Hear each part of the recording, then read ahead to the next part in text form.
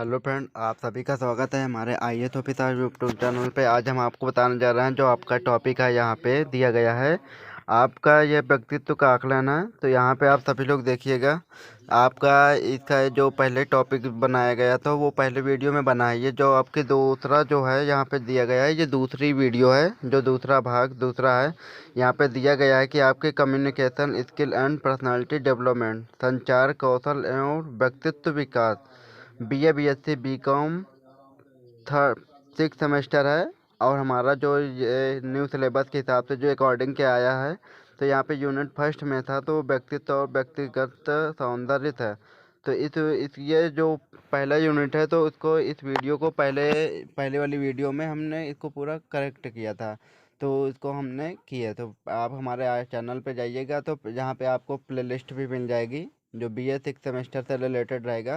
तो इसमें आपको सारी वीडियो मिल जाएगी। तो यहाँ पे जो हमारा फर्स्ट यूनिट है, तो इस यूनिट का वीडियो हम बना के प्लेलिस्ट पे डाउनलोड किए हैं। तो इसे यूट्यूब चैनल पे आईएएस ऑफिसर यूट्यूब चैनल पे आप यहाँ पे आप इसके पहले वाली वीडियो को इस जो सिलेबस के हिसाब से बनाया गया था, तो इसको आप उस वीडियो में देख सकते हैं।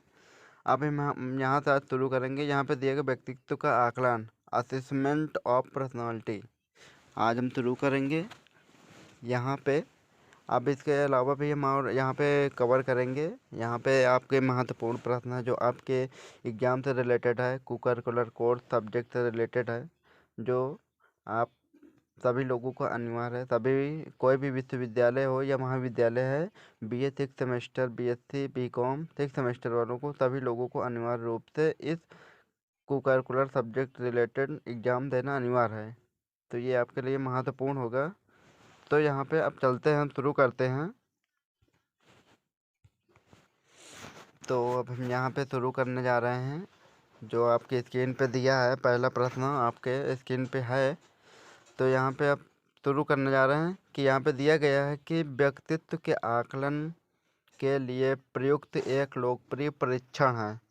तो ऑप्शन दिया है, ऑप्शन ए है रक्त परीक्षण, B big 5 personality test, C दृष्टि परीक्षण, D श्रवण परीक्षण।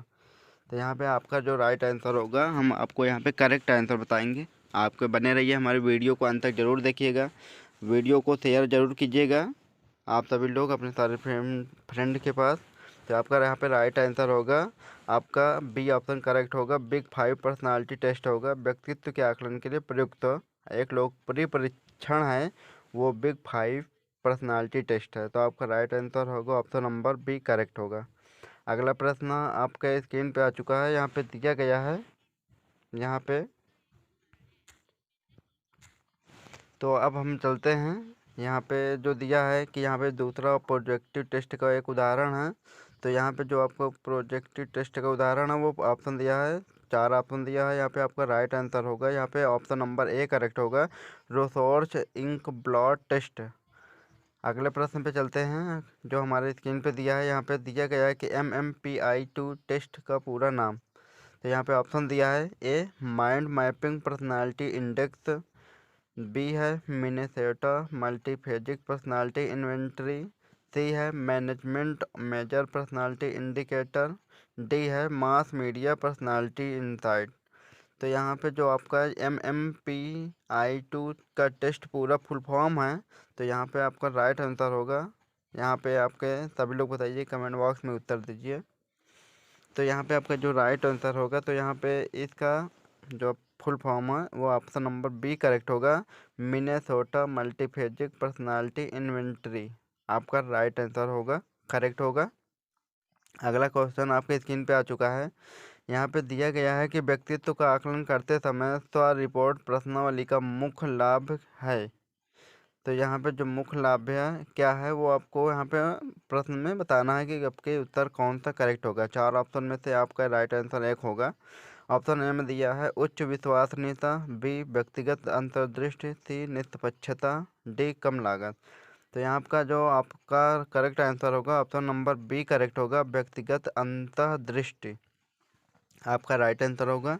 चलते हैं अगले प्रश्न पे, आपके स्क्रीन पे आ चुका है, दिया है इस पे व्यक्तित्व मूल्यांकन के संदर्भ में नॉर्म रेफरेंस परीक्षण का अर्थ है। तो यहाँ पे आपका ऑप्शन दिया है, ए पे दिया है जो परीक्षण परिणाम को एक मानकीकृत समूह के साथ तुलना करना, प्रत्येक व्यक्ति को अपनी पिछली क्षमता के साथ तुलना करना, सी दिया है केवल व्यक्तिगत उत्तरों का मूल्यांकन करना, डी दिया है उत्तरों की गुणवत्ता का न्याय करना। तो यहाँ पे आपका राइट आंसर होगा, यहाँ पे दिया है जो आपका राइट आंसर होगा आपका ए होगा, परीक्षा परिणाम को एक मानकीकृत समूह के साथ तुलना का जो नॉर्म रेफरेंस परीक्षण का अर्थ है। तो आपका right answer option number A correct होगा प्रश्न नंबर 5 का। वीडियो के अंत तक जरूर बने रहिए। अगला प्रश्न आपकी स्क्रीन पे आ चुका है। यहाँ पे दिया गया है कि व्यक्तित्व का मूल्यांकन करते समय संरचनात्मक साक्षात्कार में क्या शामिल है। जो संरचनात्मक साक्षात्कार है वो इसमें आप समझ जो संरचना से है। तो आपको यहाँ पे आपका ऑप्शन दिया है, पहला ऑप्शन दिया है खुले प्रश्न, दूसरे यादृच्छिक प्रश्न, तीसरा है पूर्व निर्धारित प्रश्न, चौथा है व्यक्तिगत अनुभव। तो यहाँ पे आपका राइट आंसर होगा, आपका ऑप्शन नंबर करेक्ट होगा, ऑप्शन नंबर सी करेक्ट होगा, पूर्व निर्धारित प्रश्न आपका राइट आंसर होगा। चलते हैं अब अगले प्रश्न पे। यहाँ पे आपकी स्क्रीन पे आने वाला है। आप सभी लोग वीडियो में अंत तक जरूर बने रहिए कि आपको वीडियो के अंत तक बने रहेंगे तो तभी आपको सारे प्रश्न डाउट क्लियर होंगे कि आपके बीए बीएससी बीकॉम 6 सेमेस्टर में जो आपके महत्वपूर्ण प्रश्न आने वाले हैं वो कौन से हैं जो सिलेबस के अकॉर्डिंग बताया जा रहा है। तो इस सिलेबस के अकॉर्डिंग में ये दूसरी वीडियो है, भाग 2। तो वीडियो को शेयर ज़रूर कीजिएगा। तो यहाँ पे आपका राइट आंसर होगा। चलते हैं अगले प्रश्न पे। अगला प्रश्न आपकी स्क्रीन पे आ चुका है। व्यक्तित्व के आकलन में बिहेवियरल ऑब्जर्वेशन का मुख्य लाभ क्या है। मतलब कि व्यक्तित्व के आकलन में बिहेवियरल ऑब्जर्वेशन का मुख्य लाभ है। वो ऑप्शन दिया है, ए संवेदनशीलता, बी विश्वसनीयता, सी वस्तुनिष्ठता, डी संज्ञानात्मक विकास। तो यहाँ पे जो दिया है यहाँ पे देखिए अब सभी लोग, यहाँ पे आपका एक ऑप्शन दिया है तो यहाँ पे आपका करेक्ट ऑप्शन होगा, यहाँ पे आपका ऑप्शन नंबर सी करेक्ट होगा। वो वस्तुनिष्ठता बिहेवियरल ऑब्जर्वेशन का मुख्य लाभ है, ऑप्शन नंबर सी करेक्ट होगा। तो आपका करेक्ट है। अगले प्रश्न आपके स्क्रीन पे आ चुका है। यहाँ पे दिया है आपके स्क्रीन पे आ चुका है।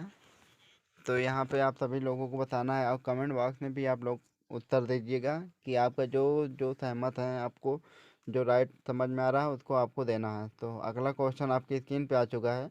यहाँ पे दिया गया है कि व्यक्तित्व के आकलन में 360 डिग्री फीडबैक तकनीक में क्या शामिल है।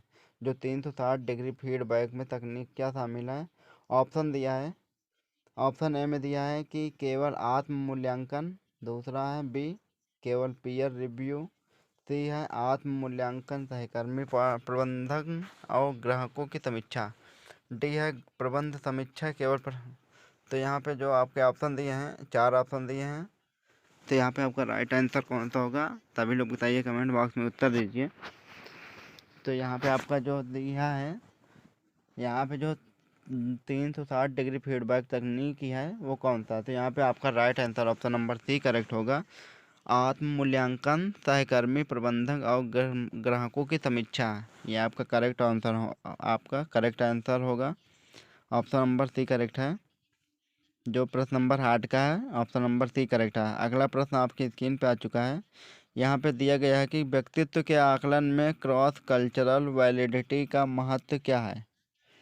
जो दिया है क्रॉस कल्चरल वैलिडिटी का महत्व, तो ऑप्शन ए में दिया है विभिन्न संस्कृतियों में परीक्षण की उपयोगिता सुनिश्चित करना, ऑप्शन बी में दिया है परीक्षण की गति का बढ़ाना, तीसरा ऑप्शन है परीक्षण को अधिक मनोरंजक बनाना, डी परीक्षण की लागत कम करना। तो यहाँ पे आपका जो प्रश्न नंबर 9 है, यहाँ पे आपको उसका करेक्ट आंसर होगा जो क्रॉस कल्चरल वैलिडिटी है। तो यहाँ पे आपका राइट आंसर होगा ऑप्शन नंबर, यहाँ पे आपका करेक्ट है जो आपका यहाँ पे दिया है। तो इसमें आपका राइट आंसर होगा ऑप्शन नंबर ए करेक्ट होगा, विभिन्न संस्कृतियों में परीक्षण की उपयोगिता सुनिश्चित करना। जो क्रॉस कल्चरल वैलिडिटी का महत्व है वो विभिन्न संस्कृतियों में परीक्षण की उपयोगिता में सुनिश्चित करना है, ऑप्शन नंबर ए करेक्ट होगा। अगला प्रश्न आपकी स्क्रीन पर आ चुका है। यहाँ पे दिया गया है कि व्यक्तित्व का आकलन किसे कहते हैं। तो जो प्रश्न मतलब कि है, व्यक्तित्व का आकलन किसे कहते हैं। तो ऑप्शन दिया ए, केवल व्यक्तिगत विशेषताओं की पहचान। बी दिया है व्यक्ति के व्यवहार और प्रतिक्रियाओं का अध्ययन। सी दिया है व्यक्ति के मानसिक स्थिति का मूल्यांकन।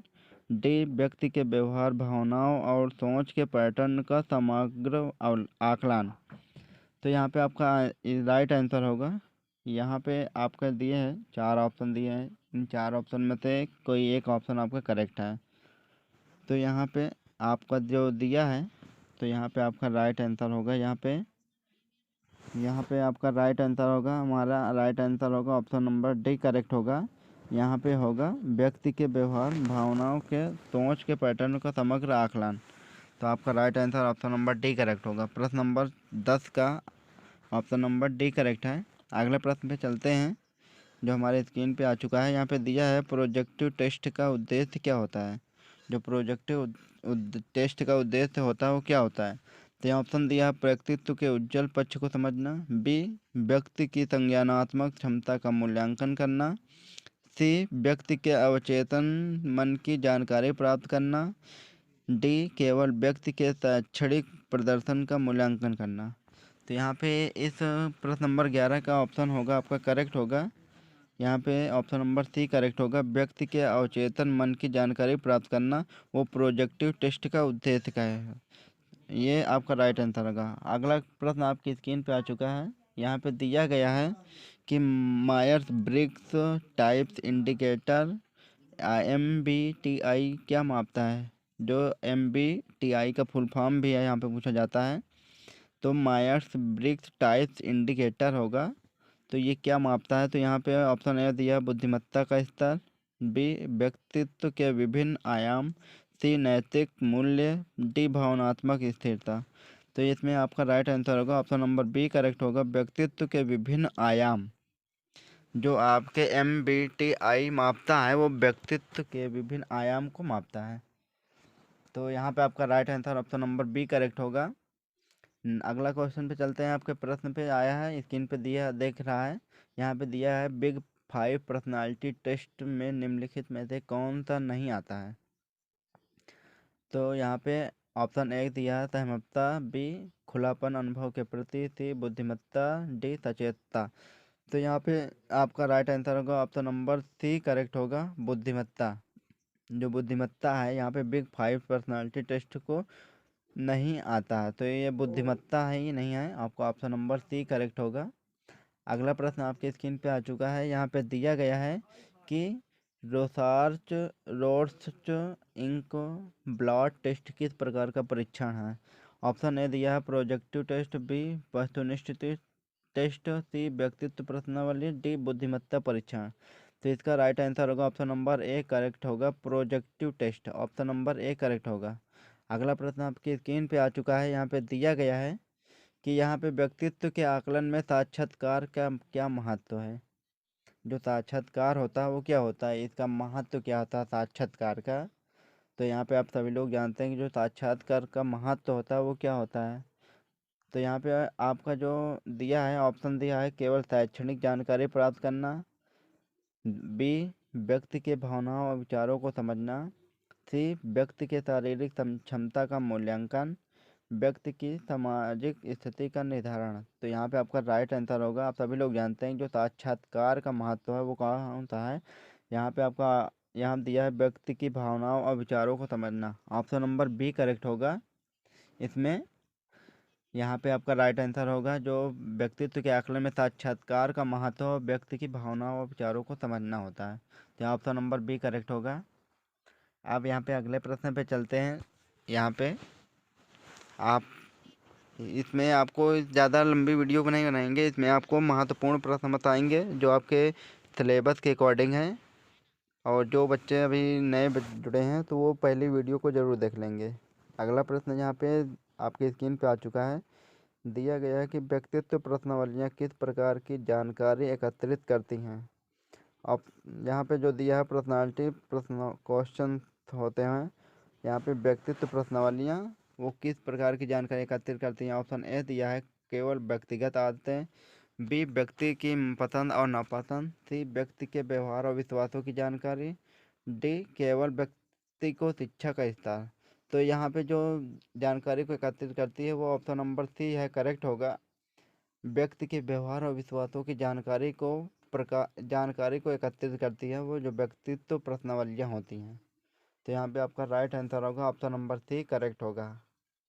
आपको यहाँ पे महत्वपूर्ण प्रश्न बताएंगे। यहाँ पे नीचे दिया भी है, communication skill and personality development.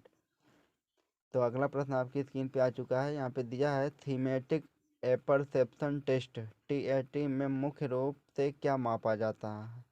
तो यहाँ पे ऑप्शन दिया है व्यक्ति की संज्ञानात्मक शैली। बी व्यक्ति की भावनात्मक प्रक्रियाएं।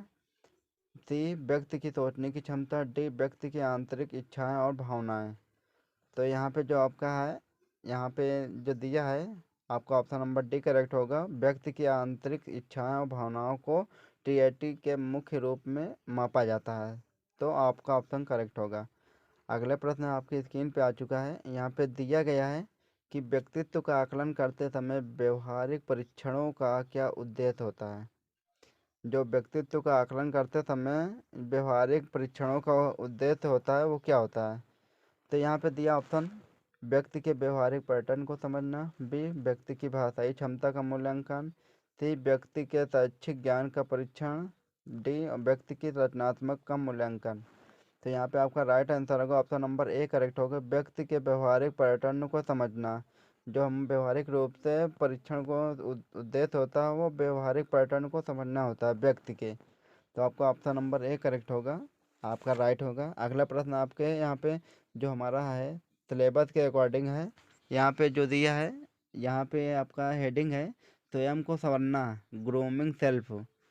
जो यहाँ पे आपका नया हेडिंग है, यहाँ पे आपका नया टॉपिक शुरू होने वाला है सिलेबस के अकॉर्डिंग। यहाँ पे दिया है कि स्वयं को संवारना, ग्रूमिंग सेल्फ। अब यहाँ पे सफलता के लिए पोशाक, dress of success, dress for success. मतलब इसमें आपको बताया जाएगा कि आपके जो स्वयं को संवारना या तो सफलता के लिए पोशाक, जो सफलता के लिए पोशाकें होते हैं उनके बारे में आपको यहाँ पे बताया जाएगा। तो यहाँ पे आपका इस रिलेटेड इसमें जो प्रश्न आपकी स्क्रीन पे दिया है, यहाँ पे दिया है सफलता के लिए पोशाक में कौन सा रंग सबसे अधिक पेशेवर माना जाता है। तो यहाँ पे ऑप्शन दिया है, तो यहाँ पे आपका नीला। बी लाल। सी काला। डी पीला। तो यहाँ पे आपका जो राइट आंसर होगा ऑप्शन नंबर काला होगा, ऑप्शन नंबर सी करेक्ट होगा। जो सफलता के लिए पोशाक में कौन सा रंग पहन सबसे पेशेवर माना जाता है वो आपको काला होता है। जो सफलता प्राप्त करते हैं वो जैसे कोट और पैंट होता है ब्लैक, तो वो एक महत्वपूर्ण होता है। अगला प्रश्न आपकी स्क्रीन पे आ चुका है। यहाँ पे दिया गया है कि साक्षात्कार के लिए पहनने योग्य वस्त्रों में से कौन सी चीज़ सबसे महत्वपूर्ण है। तो ऑप्शन दिया है चमकदार रंग, बिल्कुल नहीं, ये नहीं होगा आपका करेक्ट आंसर। बी पे दिया है यहाँ पे स्वच्छता।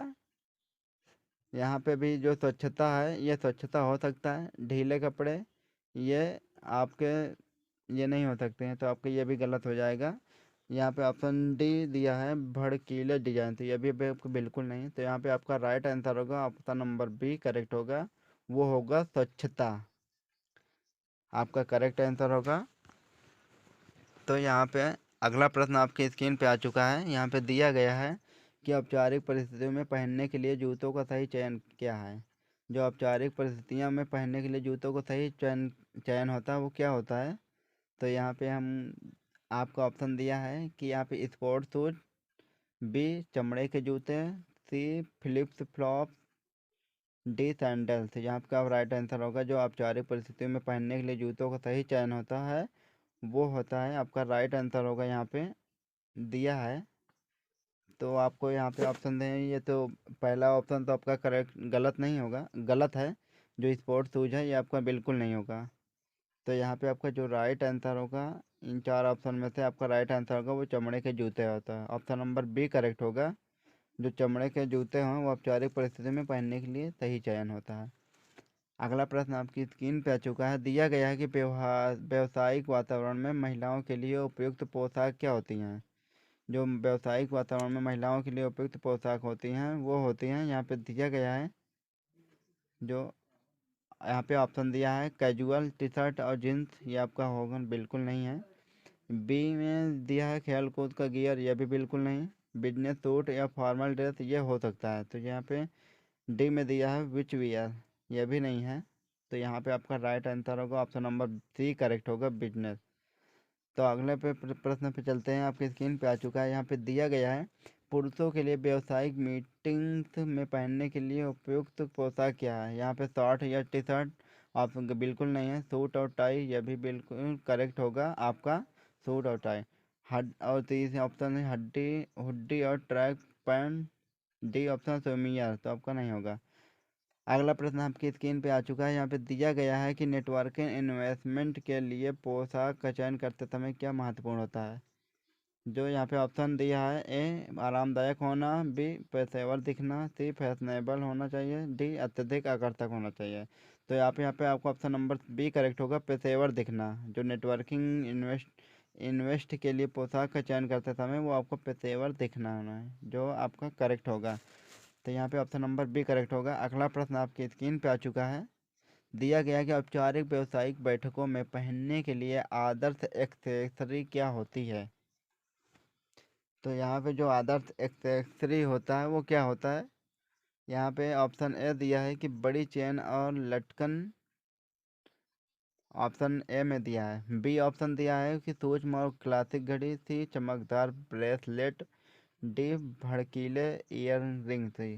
तो इसमें आपका ऑप्शन नंबर पहला तो गलत ही हो जाएगा। जो बड़ी चेन और लटकन है ये आपका नहीं होगा। तो ये आपका बी ऑप्शन करेक्ट होगा, सूक्ष्म और क्लासिक घड़ी, जो औपचारिक व्यावसायिक बैठकों को पहनने के लिए आदर्श है।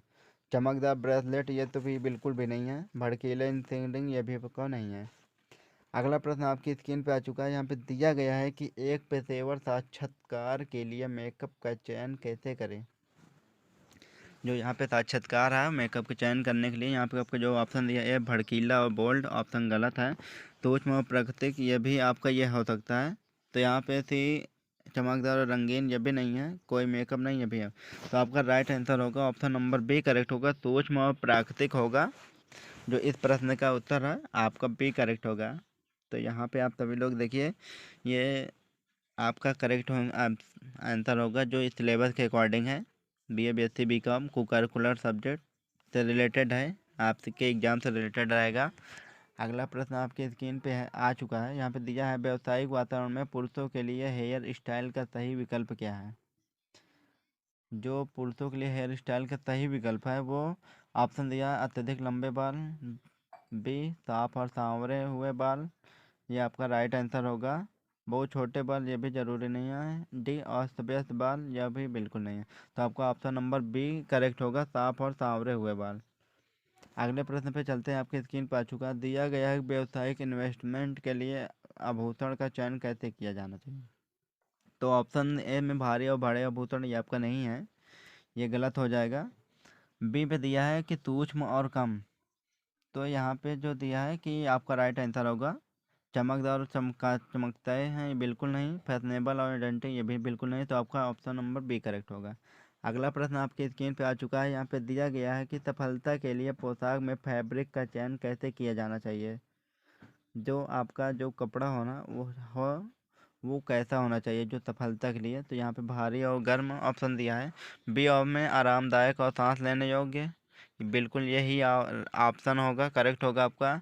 चमकदार और स्लिक, सस्ते और कम गुणवत्ता वाले, तो यहाँ पे आपका ऑप्शन नंबर बी करेक्ट होगा। जो सफलता के लिए पोशाक में फैब्रिक का चयन किया जाता है वो आरामदायक और सांस लेने योग्य होता है। तो आपका ऑप्शन नंबर बी करेक्ट होगा, जो प्रश्न नंबर 11 का राइट आंसर है। वीडियो को लाइक कीजिएगा, वीडियो को शेयर ज़रूर कीजिएगा।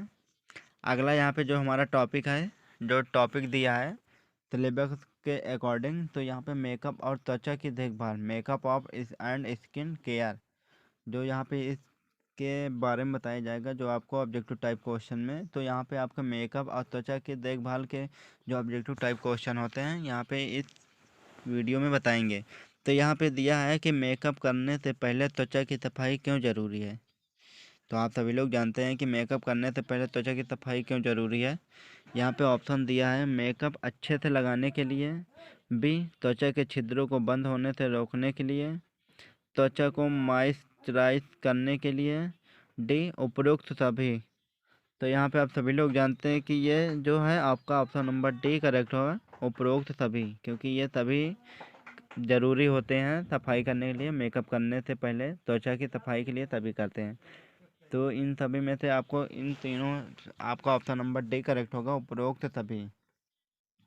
तो यहाँ पे आपका करेक्ट आंसर होगा। तो यहाँ पे आप सभी लोग जानते हैं, तो आप उपरोक्त सभी होगा, ऑप्शन नंबर डी करेक्ट होगा। तो ये तीनों आपके करेक्ट हैं। तो अगला प्रश्न भी आपकी स्क्रीन पर आ चुका है। यहाँ पे दिया गया है कि सन स्क्रीन लगाना क्यों आवश्यक है। जो सन स्क्रीन है वो क्यों लगाना आवश्यक है, यहाँ पे दिया है त्वचा को नमी प्रदान करने के लिए, बी मेकअप को टिकाऊ बनाने के लिए, त्वचा को सूर्य के क्षति से बचाने के लिए, त्वचा को चमकदार बनाने के लिए। तो यहाँ पे आप सबको मालूम है कि आप सभी लोग जानते हैं कि किस लिए। तो यहाँ पे आपका जो है त्वचा को सूर्य की क्षति से बचाने के लिए सन स्क्रीन लगाना आवश्यक होता है। तो यहाँ आपका राइट आंसर होगा, तो आपको सी करेक्ट होगा। अगला प्रश्न आपकी स्क्रीन पे आ चुका है। यहाँ पे दिया गया है कि फाउंडेशन का चुनाव कैसे करें। जो आपका फाउंडेशन आता है उसका चुनाव कैसे किए करें। तो यहाँ पे ऑप्शन ए दिया है, त्वचा के टोन से 2 शेड हल्का, बी त्वचा के टोन में मेल खाता हुआ, सी त्वचा के टोन से 2 शेड गहरा, डी यादृच्छिक रूप से कोई भी है 3 शेड है। तो यहाँ पे आपको ये दोनों सी और डी गलत होगा, ऑप्शन ए भी गलत है। तो यहाँ पे आपको जो ऑप्शन बी करेक्ट है। तो यहाँ पे त्वचा के टोन में मेल खाता हुआ, तो वो आपका राइट आंसर होगा, ऑप्शन नंबर बी करेक्ट होगा। अगला प्रश्न आपकी स्क्रीन पे आ चुका है। यहाँ पे दिया गया है कि लिपस्टिक लगाने से पहले क्या लगाना चाहिए। तो यहाँ ऑप्शन ए दिया, lip balm, lip gloss, lip liner, कुछ नहीं। तो लिपस्टिक लगाने से पहले आपको लगाना चाहिए, तो यहाँ पे ऑप्शन दिया गया है, तो क्या लगाना है। तो सभी लोग आप लोग जानते ही हैं। तो यहाँ पे आप लिपस्टिक लगाने पहले लगाना चाहिए, तो वो लिप बाम होता है। तो आपका ऑप्शन नंबर ए करेक्ट होगा। तो इस लिपस्टिक लगाने के पहले इसको आप लगा लेंगे तो ये आपका लिपस्टिक ख़राब नहीं होने देता। तो आपका ऑप्शन करेक्ट होगा ए। अगला प्रश्न आपकी स्क्रीन पे आ चुका है। यहाँ पे दिया गया है कि आई मेकअप रिमूवर का उपयोग क्यों किया जाता है। जो अपने आँखों पे रिमूव का उपयोग किया जाता है वो क्यों किया जाता है। तो यहाँ पे ऑप्शन ए दिया है, आँखों को मॉइस्चराइज करने के लिए, ये आपका बिल्कुल नहीं है। बी में आँखों का मेकअप आसानी से साफ करने के लिए, आपका ऑप्शन नंबर बी करेक्ट होगा। आँखों का मेकअप आसानी से साफ करने के लिए रिमूवर का उपयोग किया जाता है, तो ये आपका करेक्ट होगा। सी दिया आँखों को, यहाँ पे गलत होगा। अब अगला क्वेश्चन आपकी स्क्रीन पे आ चुका है। यहाँ पे दिया गया है कि त्वचा के लिए नाइट क्रीम क्यों ज़रूरी है। तो ये ऑप्शन दिया है त्वचा को सफ़ेद करने के लिए, ये बिल्कुल नहीं है। बी त्वचा की मरम्मत और पुनर्जीवन के लिए, तो ये सी को त्वचा को तैलीय बनाने के लिए, ये भी बिल्कुल नहीं है। त्वचा को चिकना बनाने के लिए, चौथा भी नहीं। ऑप्शन नंबर बी करेक्ट होगा, त्वचा की मरम्मत और पुनर्जीवन के लिए ये नाइट क्रीम ज़रूरी होता है लगाने के लिए त्वचा पे। तो आपका राइट आंसर होगा, ऑप्शन नंबर बी करेक्ट होगा। तो अब अगला प्रश्न पे चलते हैं, आपकी स्क्रीन पे आने वाला है अगला प्रश्न। यहाँ पे आ गया है कि यहाँ पे जो फेस पैक का उपयोग क्यों किया जाता है। ऑप्शन दिया है यहाँ पे, ऑप्शन ए में दिया है त्वचा को तैलीय बनाने के लिए, बी दिया है त्वचा को साफ और ताज़ा करने के लिए, सी मेकअप को अधिक समय तक टिकाने के लिए, डी त्वचा को कसने के लिए। तो यहाँ पे आपका जो ऑप्शन है, यहाँ पे जो आपका सभी लोग जानते हैं, आपका सब बिल्कुल नहीं है। जो पहला ऑप्शन है वो बिल्कुल आपका नहीं है। बी ऑप्शन जो आपका है यहाँ पे दिया है, तो ये भी आपका इसमें राइट आंसर होगा। तो आपका राइट आंसर होगा, यहाँ पे आप सभी लोग जानते हैं, ऑप्शन नंबर बी करेक्ट होगा। बी करेक्ट होगा, त्वचा को साफ और ताज़ा करने के लिए फेस पैक का यूज करते हैं। अगला प्रश्न आपकी स्क्रीन पे आ चुका है। यहाँ पे दिया गया है कि मेकअप ब्रश को नियमित रूप से साफ क्यों करना चाहिए। तो यहाँ पे आप सभी लोग जानते हैं, जब ब्रश की उम्र बढ़ाने के लिए, ये भी बिल्कुल नहीं है। बैक्टीरिया और गंदगी को हटाने के लिए, ब्रश को नरम रखने के लिए, उपरोक्त सभी। तो यहाँ पे आपका जो ऑप्शन है, तो इसमें आपका उपरोक्त सभी होगा। अगर उपरोक्त सभी ना होता तो ये आपका ऑप्शन नंबर बी करेक्ट होगा। लेकिन यहाँ पे जो आपका जो उपरोक्त सभी है, तो ये आपका ऑप्शन नंबर डी करेक्ट होगा। इसमें आपका नॉर्मल है, आप सभी लोग यूज कर सकते हैं। जब उपरोक्त सभी दिया तो इसमें उपरोक्त सभी लगा सकते हैं। तो ये अगर ये उपरोक्त सभी ना होते तो यहाँ पे बैक्टीरिया और गंदगी को हटाने के लिए ऑप्शन नंबर बी करेक्ट करते हैं। तो अगला प्रश्न पे हम चलते हैं जो हमारे स्क्रीन पे आ चुका है। यहाँ पे दिया गया है कि आई लाइनर का मुख्य उद्देश्य क्या है। जो आई लाइनर का मुख्य उद्देश्य है वो जो आँखों पे लगाते हैं तो किस लिए लगाते हैं। तो यहाँ पे आँखों को बड़ा दिखाने के लिए, बी आँखों की सुंदरता बढ़ाने के लिए, आँखों को नमी प्रदान करने के लिए, डी आँखों की रक्षा करने के लिए। तो जो आई लाइनर का मुख्य उद्देश्य है तो यहाँ पे आपका राइट आंसर होगा। यहाँ पे जो आई लाइनर होता है जो आँखों पे लगाया जाता है उसका उद्देश्य होता है मुख्य यहाँ पे जो आँखों की सुंदरता बढ़ाने के लिए। तो ऑप्शन नंबर बी करेक्ट होगा। अगले प्रश्न पे चलते हैं। आपके स्क्रीन पे आ चुका है। यहाँ पे दिया है कि मेकअप प्राइमर का क्या उपयोग है। जो मेकअप प्राइमर होता है इसका उपयोग क्या होता है। तो आप सभी लोग जानते हैं कि जो मेकअप प्राइमर का था तो त्वचा को सफ़ेद करने के लिए बिल्कुल नहीं होता। मेकअप को अधिक समय तक टिकाने के लिए, ये तो करेक्ट है। त्वचा को तैलीय बनाने के लिए तो बिल्कुल भी नहीं है। त्वचा की रक्षा करने के लिए ये बिल्कुल नहीं है। ऑप्शन नंबर बी और डी आपका होगा। तो यहाँ पे जो ज़्यादा से ज़्यादा है ऑप्शन नंबर बी करेक्ट होगा। ये आपका करेक्ट होगा। तो मेकअप को अधिक समय तक टिकाने के लिए मेकअप प्राइमर का उपयोग करते हैं, ये ज़्यादा आपको टिकाता है। अगला प्रश्न आपकी स्क्रीन पे आ चुका है। यहाँ पे जो दिया गया आपको क्वेश्चन में बता रहे हैं। जो यहाँ पे मेकअप है, मेकअप का जो आपको करेक्ट आपको लगे तो ये आपको ऑप्शन चूज कर सकते हैं। अगला प्रश्न आपके यहाँ पे दिया है ऑयली स्किन के लिए मेकअप प्राइमर में क्या गुण होना चाहिए। जो यहाँ पे जो मेकअप का प्राइमर होना चाहिए वो कैसा होना चाहिए। तो हाइड्रेटिंग, दूसरा है मैटिफाइंग, सी है सिमरी, डी नॉइसिंग। तो यहाँ पे आपका ऑप्शन करेक्ट होगा मैटिफाइंग, आपका बी करेक्ट होगा।